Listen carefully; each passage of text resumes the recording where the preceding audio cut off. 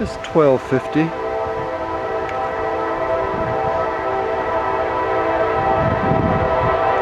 In the afternoon, and this is going to be NS29G.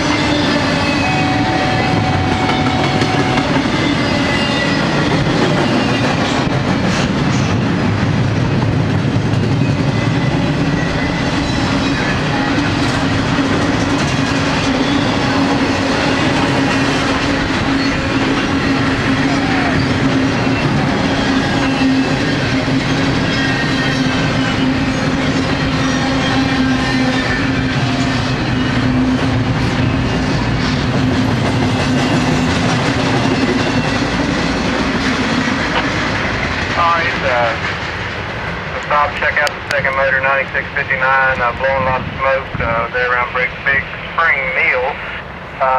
Once you do everything you need to, talk to Mike, let me know.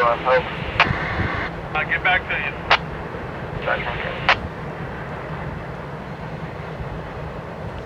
Okay, wow.